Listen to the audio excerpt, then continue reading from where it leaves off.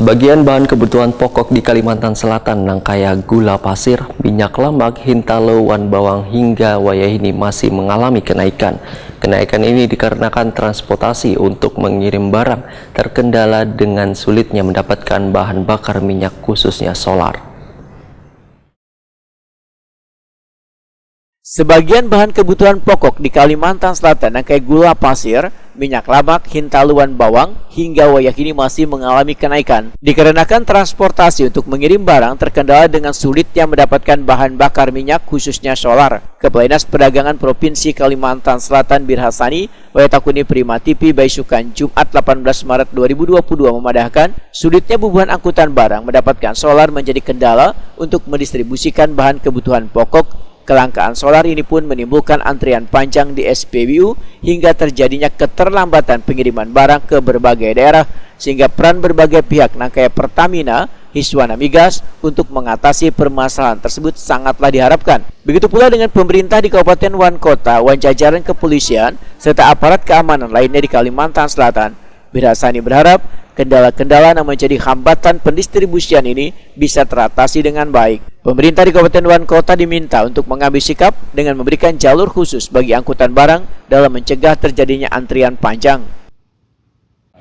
Pertama, diinformasikan bahwa ketersediaan bahan pokok di Kalimantan Selatan aman. Sekarang bahkan sampai bulan Ramadan. Meskipun ada beberapa komoditi atau produk yang harus diwaspadai ya, agar tidak terjadi kekosongan ya.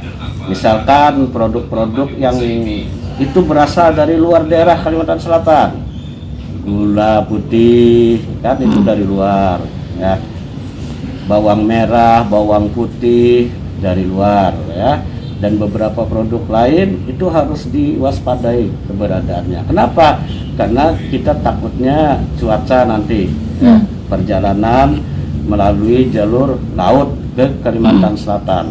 Nah, kemudian yang paling juga perlu dikolaborasikan, artinya semua pihak yang menyangkut masalah pendistribusian ya. Pendistribusian biasanya permasalahannya pertama ya, ada hambatan ya distribusi, yakni susahnya mendapatkan solar bersubsidi. Birhasani berharap menjelang bulan Ramadan 1443 Hijriah ini, ketersediaan bahan kebutuhan pokok harus tetap aman agar warga kada kesulitan dalam memenuhi kebutuhan sehari-hari.